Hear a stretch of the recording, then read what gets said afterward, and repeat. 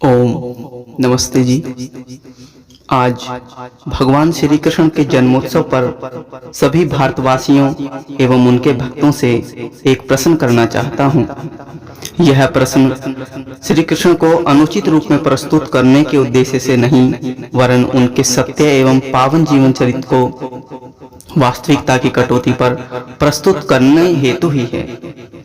भगवान श्री कृष्ण को आज उनके ही भक्तों ने बलात्कारी 16,000 रानियों का पति, भगवान विष्णु के अवतार के रूप में मुरली बजैया, गोपियों के साथ रासलीला करने वाला, गोपियों के वस्त्र चुराने वाला, माखन चोर, मोहन बाबा के रूप में प्रतिष्ठित कर भारतीय संस्कृति के योगीराज को किस स्तर पर पहुंचा दिया है। यह अत्यंत दुखद और शोक की बात ही है कि आज भगवान श्री कृष्ण के चरित्र को कलंकित कर उनके भक्त अपने भगवान की आड़ में अश्लीलता व अधर्म का दुष्कृत्य कर श्री कृष्ण के चरित्र को कलंकित कर रहे हैं। जबकि महाभारत में भगवान श्री कृष्ण दुष्टों के संहारक, दुर्योधन, दुशासन, शिशुपाल जैसे दुष्ट प्रवृत्ति के राक्षसों का समूल विनाश करने वाले, अधर्म का नाश कर धर्म के संस्थापक के रूप में नित्य संध्योपासक, धर्मात्मा, जितेंद्रिय, धर्म मार्ग पर चलने वाले, पांडवों के सहायक, विद्वान, योगी, 16 कलाओं से युक्त कंस जैसे दुष्ट संबंधियों का वध करने वाले, धर्मात्मा, सत्य प्रिय, न्याय प्रिय, शांति प्रिय आदि अनेक सभ्य सद्गुणों की खान दिखाई पड़ते हैं। सत्यार्थ प्रकाश के 11वें समुल्लास में महर्षि दयानंद जी ने योगी राज श्री कृष्ण को आप्त पुरुष कहा है कि जो सदैव धर्म ही में स्थित रहते हैं, धर्मात्मा जनों के रक्षक, छल कपट से रहित, अवगुणों से सर्वथा रहित हैं, ऐसे सच्चरित और उज्जवल गुणों की खान हैं भगवान योगीराज श्री कृष्ण। गीता का उपदेश करने वाले, अकर्मण्य, डरपोक, अर्जुन को निर्भीक निडर बनाकर धर्मयुद्ध की शिक्षा देने वाले, योग, आत्मा, कर्म आदि अनेक गूढ़ विषयों की विवेचना करने वाले हैं भगवान श्री कृष्ण। गीता को पढ़ें तो ज्ञात होगा कि भगवान श्री कृष्ण ने गीता में आत्मा, परमात्मा, योग, मोक्ष, कर्म, सत्य, धर्म, जीवन, मृत्यु जैसे गूढ़ विषयों को अर्जुन को उपदेश के माध्यम से समझाया है।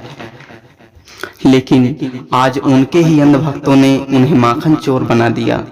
एक पत्नी व्रत का पालन करने वाले, विवाह उपरांत भी 12 वर्ष तक ब्रह्मचर्य का पालन करने वाले महान पुरुष को कामुक, बलात्कारी, 16,000 पत्नियों का पति, यमुना में नहाती स्त्रियों के वस्त्र चुराने वाला बना दिया है। आग लगा देनी चाहिए पुराण, भागवत, सुखसागर जैसी गंदी पुस्तकों को जो पावन योगीराज के चरित्र को कलंकित करने का दुस्साहस करती हैं। ऐसे कथाकार जो श्री कृष्ण का चरित्र दूषित बताकर भोले भाले लोगों को भ्रमित कर हमारे आदर्श व महान पुरुषों को कलंकित करते हैं, उन्हें समाज से बहिष्कृत कर देना चाहिए और कठोर दंड देना चाहिए ताकि हमारे महान पूर्वजों पर कोई उंगली न उठा सके। ऐसे गंदी मानसिकता वाले कथावाचक योगीराज श्री कृष्ण का चरित्र गंदा बताकर उसकी आड़ में न जाने कितने कुकर्म करते रहते हैं।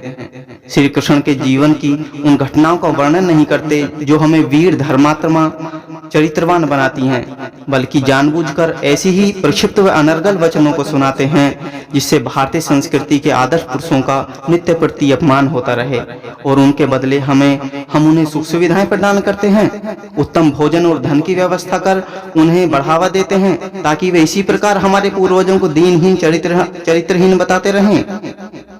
भगवान श्री कृष्ण के वास्तविक सुचरित्र को पुनः उसी रूप में स्थापित करना मेरा कर्तव्य है और अपने स्तर से हम सभी आर्यजन प्रयास करेंगे। आज भगवान श्री कृष्ण के जन्म उत्सव पर उनके भक्तों से मेरा इतना ही आग्रह है कि यदि हम अपने पूर्वजों के वंशज हैं तो उनके गौरव को बढ़ाएं, घटाएं नहीं। यदि अपनी संस्कृति पर गर्व है तो गीता पर हाथ रखकर शपथ खाने वालों, एक बार जरा गीता के श्लोक पढ़ तो लो। अपने भगवान श्री कृष्ण का वास्तविक चरित्र तुम्हारे समक्ष प्रकट हो जाएगा। यदि नहीं समझना चाहते तो डूब मरो गहरी खाई में या कुएं में। यदि ऐसे ही अपनी सनातन वैदिक संस्कृति के आदर्श महान पुरुषों पर अभिमान नहीं तो क्यों पूजते हो उन्हें? तुम्हें उन्हें पूजने का कोई अधिकार नहीं है, लेकिन तुम्हें उनके चरित्र से क्या काम? तुम्हारी लंपटता भी इसी दुष्प्रवृत्ति के कारण चल पा रही है ना।